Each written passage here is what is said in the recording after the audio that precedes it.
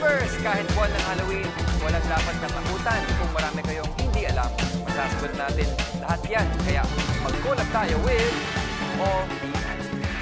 Sino ang naka-invento ng eroplano? Ano ang nangyayari sa mga buto natin habang tumatanda? Ilang hayop na ang nakarating sa space? Ilang tao na ang nakatapak sa buwan? Ano-ano ang klase ng mga buto? Protect sa'yo, Mom. Potency Forte. Siga ng siga ang depensa laban sa sakit. Champions are not born. They are raised. Ang pagiging champion, hindi lang nadadaan sa swerte. Hindi lang sa gamit. Hindi lang sa dugo. Ang pagiging champion ay nasa tamang pagpapalaki. Nasa tamang habit, like having a healthy breakfast with Milo every morning. Para may energy to train every day. Para champion, on and off the court.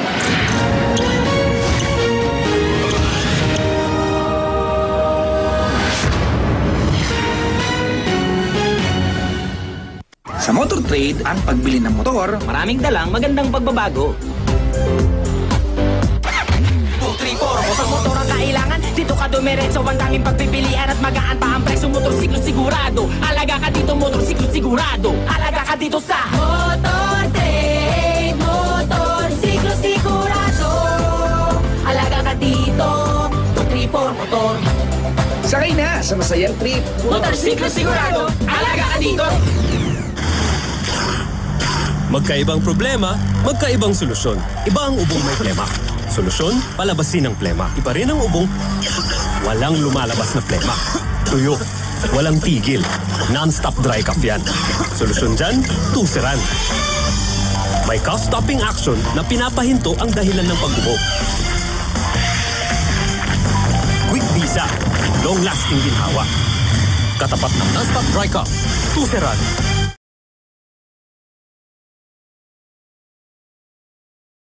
Matagal ng pangarap ng tao na makalipad. Libo-libong taon na tayong nag-iisip paano lumutang sa himpapawid. Parang ibon. Sa mga kuweba sa Indonesia, natagpuan ang mga drawing na malasaranggola na ginuhit 11,000 years ago. Baka ito ang unang resibo ng paglipad. Katagalan, maraming inventor ang nagsabi ng challenge accepted. Noong 1400s, gumawa si Leonardo da Vinci ng design para sa aircraft na paaanda rin ng tao. Kaya lang, sablay, kasi tao ang nagpapatakbo nito. Kulang ang energy ng isang tao para mag-take off at makalipad. Sa lahat ng disenyo ni Da Vinci, kailangang magkampay ng pakpak. Hello? Ibon ba tayo? Mismo. 500 years pa ang nagdaan noong 1903 kung kailan ang magkapatid na mekaniko ng bisikleta, sina Orville at Wilbur Wright, ay nakagawa ng bagay na kayang umangat at manatili sa ere. Pinapaandar ito ng maliit na makina at isang piloto. So yun pala ang unang eroplano. Now you know! Ngayon, mahigit 100,000 na eroplano ang lumilipad araw-araw. Gamit nila ang mga natutuhan natin sa Wright Brothers. Mahigit 100 years na ang nakalipas. I believe! Nung nakakalipad na tayo, wala nang ibang pupuntahan kundi... Saan pa nga ba? Eh ang natitira na lang ay... space. Yung problema ni Da Vinci noon sa eroplano, yun din ang problema ng space engineers. Power. Kailangan ng bagay na sobrang lakas para makatakas sa himpapawid. Pasok! Rocket!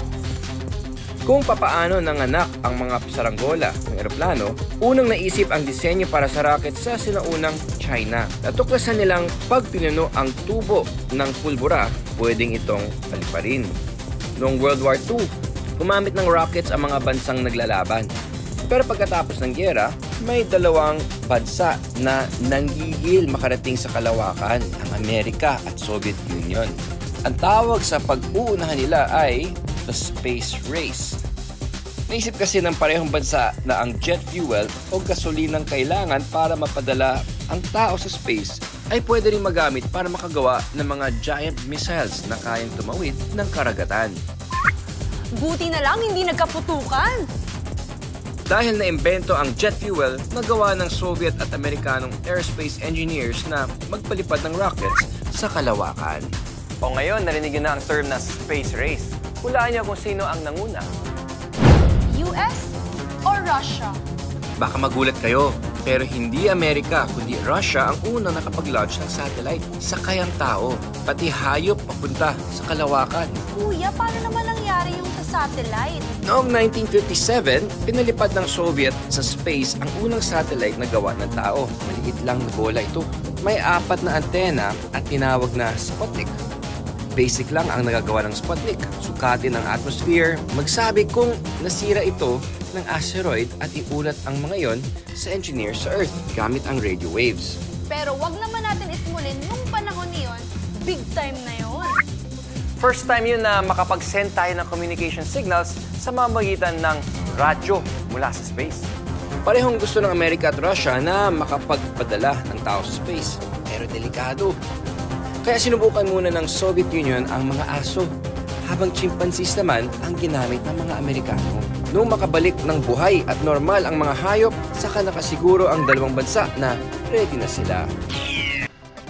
Ang unang tao na nakarating sa kalawakan ay si Yuri Gagarin, sakay sa spaceship na Vostok 1. For 108 minutes, inikot niya ang Earth bago umuwing ligtas.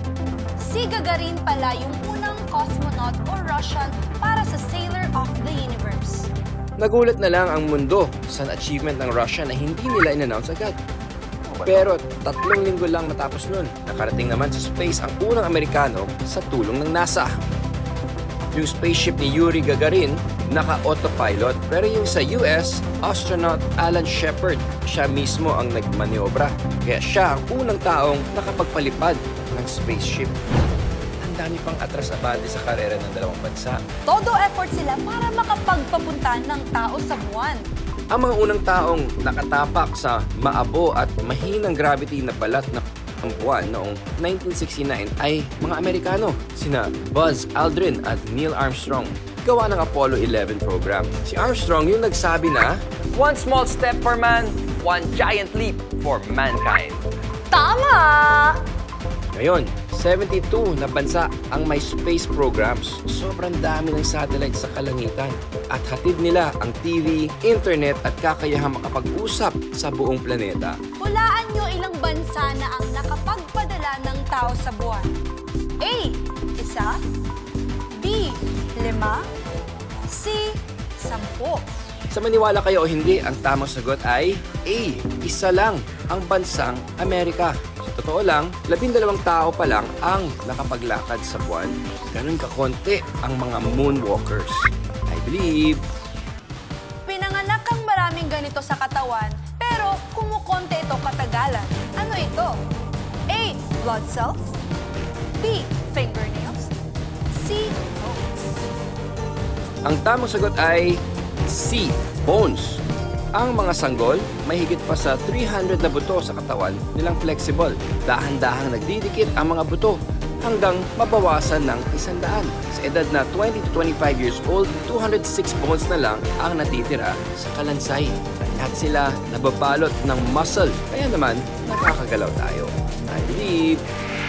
Ang akala natin sa mga buto, simple lang ito gaya ng bato. Pero kahit nasa loob sila ng katawan mo, buhay na buhay sila, gaya ng ibang body organs natin.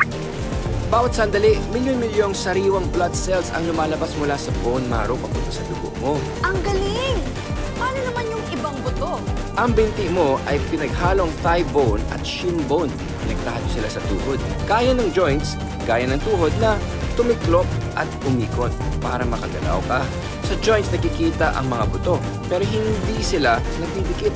Sa pagitan ng joints ay maraming muscle at cartilage para hindi yun magkiskisan ang mga buto. Magaspang. Akyat naman tayo sa ribs o ang mga tadyang. Sila ang 12 manipis at kurbadong buto na nagbibigay depensa, hugis at suporta sa dibdib. Napaka-flexible nila. Nagbabago ang forma at nasa-stretch para lumaki at lumiit ang dibdib mo habang humihinga. At sa tuktok ng katawan ay ang mo. Isa ito sa mga pinakakomplikadong buto. Binubuo ito ng maraming mas maliliit na buto na swak ang pit para maprotektahan ang utak mo at masuportahan ang mukha mo. I believe!